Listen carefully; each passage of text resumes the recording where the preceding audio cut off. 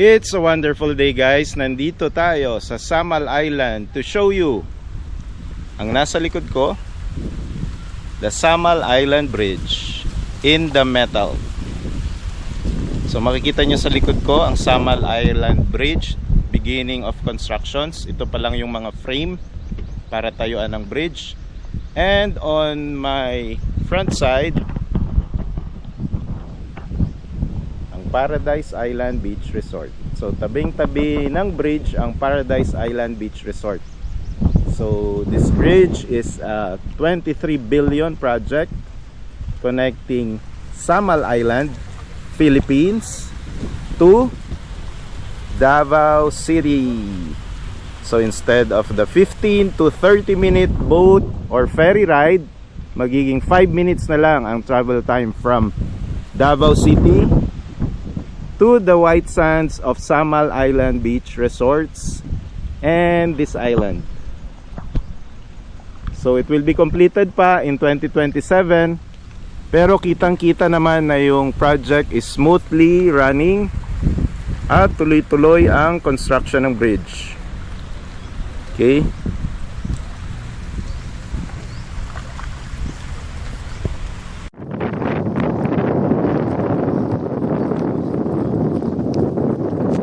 Sir, kaway!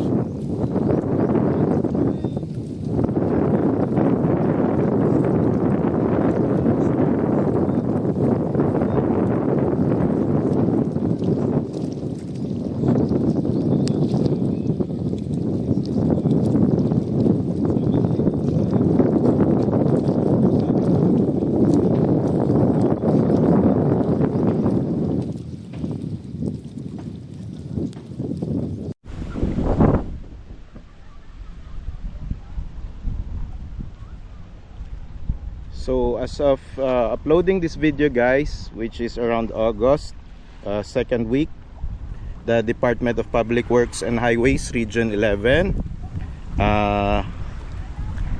has actual weighted physical accomplishment of 3.48%.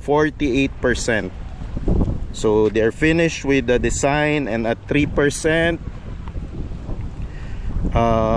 they said that the project, which started in September 2022 and is expected to be completed in August 2027. Projects is proceeding smoothly according to them amid the ongoing expropriation cases in Davao City, on the Davao City part of this project. Kasi yung for right of way, yun ang nagiging problema nila, kasi marami pang landowners sa Davao City hindi pa nagbebenta ng mga lupa nila doon.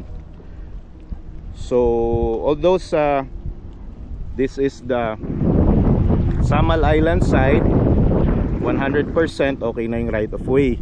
Yung Davao City side na lang, ayan, nakikita nyo ay may malalaking building. Yan na lang yung meron silang concern, around 25% pa lang pala. Okay, or 14 out of the 55 affected na lands ang naibebenta na ang right of way. So negotiations are ongoing pa rin, and merong mga cases pa which might hinder the project. So coconut trees naman, 78% daw ay affected, and sa Samal Island side 100% ay okay na. So far wala nang problem sa Samal Island side, sa Davao City side na lang. So the Scenic Bridge project crossing Pakiputan Strait will have landing points at the Samal Circumferential Road in Barangay Limao Island, Garden City of Samal or Igacos, and Davao City along the R. Castillo Daang Maharlika Junction. Okay, so swerte nung may mga lupa dyan sa area na yan, for sure tataas ang value ng inyong lupa.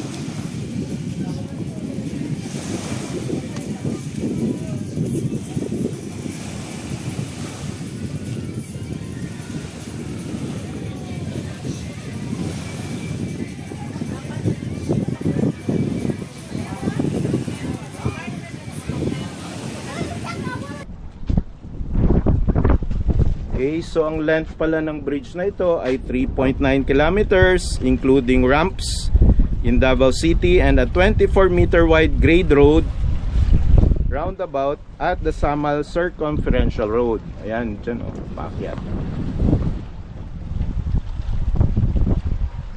So meron pala itong vertical clearance of 47 meters para sa mga dumadaang barko. Okay. So SIDC is expected to accommodate up to 25,000 vehicles daily and reduce travel time between Samal and Davao City to 5 minutes compared to the existing 15 to 30 minute ferry ride. So tourism and business owners are very upbeat about the Samal Island Davao City Bridge. So ayan o, malapit na. So if you're planning to buy Samal Island lots, now is the best time habang ginagawa pa yung bridge, oh. Because once this bridge is constructed, for sure tataas ng value ng mga lote dito sa Samal Island.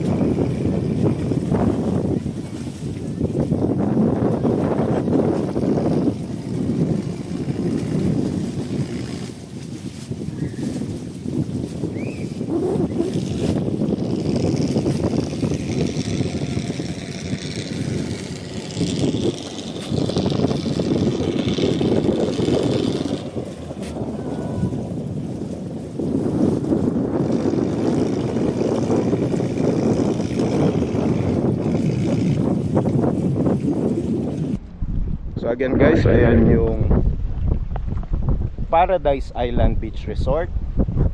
And nandyan lang yung construction ng Samal to Davao City Bridge. Yan, kita nyo may mga banana boats pa dito at mga jet ski from Samal Island.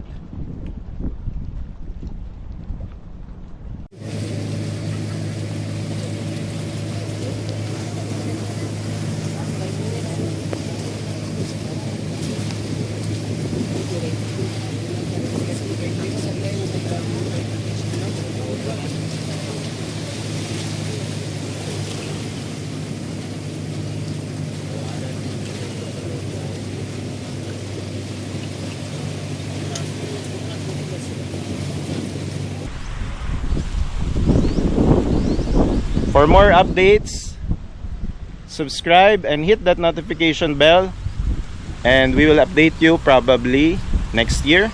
Baka mas buong-buo na yung bridge. We will see. Thank you from Davao City. God bless.